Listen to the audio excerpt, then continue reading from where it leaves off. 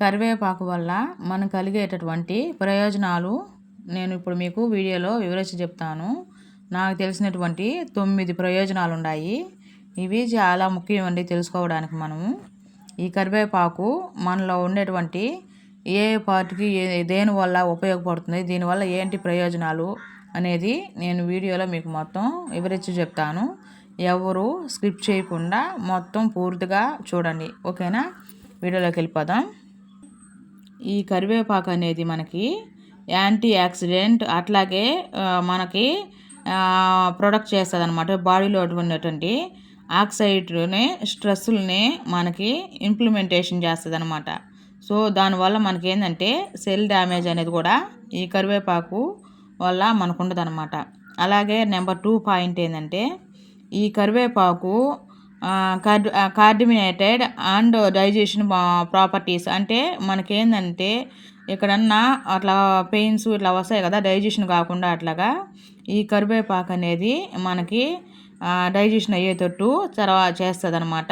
దానివల్ల మనకి ఇది హెల్పింగ్ కూడా, అలోవేటెడ్ డైజెషన్ కూడా ఇష్యూ అనేది మనకి లేకుండా చేస్తుంది. గ్యాస్ ట్రబుల్ ఇలాంటివి లేకుండా ఇండికేషన్ చేస్తుంది అనమాట కరివేపాకు వల్ల. అలాగే నెంబర్ 3 ఏంటంటే మన బాడీలో ఉన్నటువంటి కొలెస్ట్రాల్, అంటే కొవ్వు ఇలాంటివి ఇంప్రూవ్ కాకుండా ఓవరాల్గా బాడీలో ఉండే హార్ట్ హెల్త్ కూడా కరివేపాకు అనేది చాలా మెయిన్ అండి. తర్వాత నెంబర్ 4, మనకి ఈ కరివేపాకు తినడం వల్ల ఎక్కువగా ఏంటంటే బ్లడ్ సర్క్యులేషన్ అనేది బాగా జరుగుతుంది.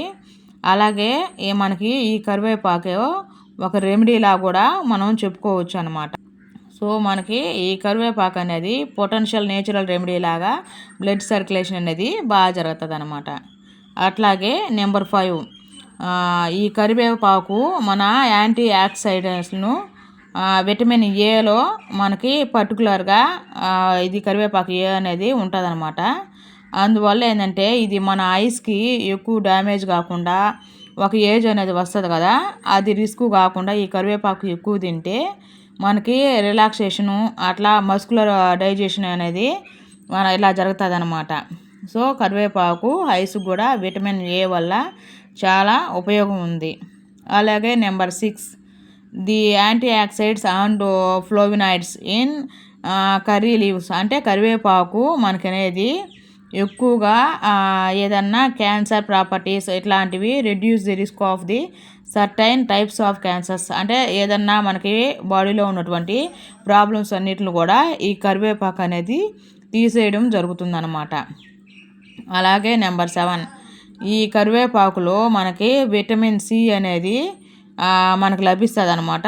దానివల్ల ఇమ్యూన్ సిస్టము, అట్లాగే మన హెల్త్లో ఉండే ఎగనెస్ట్ ఇన్ఫెక్షన్స్ ఏమైనా ఉంటాయి, అట్లాగే డిసీజెస్ ఉంటాయి కదా, ఇన్ఫెక్షన్ని, డిసీజెస్ని ఇలాంటివన్నిటి ఈ కరివేపాకు అనేది తొలగిచ్చేస్తుంది అనమాట. సో అందువల్ల మనకేంటంటే బాడీలో ఏదైనా ఇన్ఫెక్షన్ ఉన్నా, డిసీజెస్ ఉన్నా కరివేపాకు వల్ల మనకు మంచిగా జరుగుతుందన్నమాట. సో అలాగే నెంబర్ 8, ఈ కరివేపాకు వల్ల మనం యూజ్ చేస్తాం కదా, ట్రెడిషనల్ మెడిసిన్ లాంటిది అనమాట ఇది. సో అందువల్ల ఏంటంటే మనకి హెల్తీ స్కిన్, అంటే మన స్కిన్ అనేది బాగా గ్లో ఇచ్చినట్టు, అలాగే మనకి హెయిర్ అనేది మన బాడీలో బాగా రెడ్యూస్ అవుతుంది. అట్లాగే బాడీలో కరివేపాకు తినడం వల్ల మనకి హెయిర్ గ్రోత్ అనేది కూడా బాగా పెరుగుతుంది అనమాట. అట్లాగే రింక్లెస్ అండ్ గ్రే హెయిర్, అంటే మనకి లాంగ్ హెయిర్ అనేది కూడా బాగా పెరుగుతుంది కరివేపాకు తినడం వల్ల. అందువల్ల మనకేంటంటే స్కిన్ కూడా చాలా సాఫ్ట్గా, చాలా షైనీస్గా చాలా బాగుంటుంది కరివేపాకు వల్ల. అలాగే నెంబర్ 9,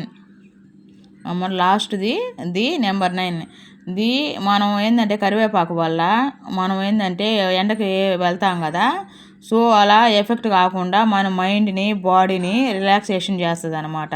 మనం ఎక్కువ ఎండకి వెళ్ళినప్పుడు కరివేపాకు తిన్నప్పుడు మైండ్ని, బాడీ రెండు రిలాక్సేషన్ చేసి మన హెల్త్ అనేది బాగుండేటట్టు ఆక్సైడ్ లాగా పనిచేస్తుంది అనమాట.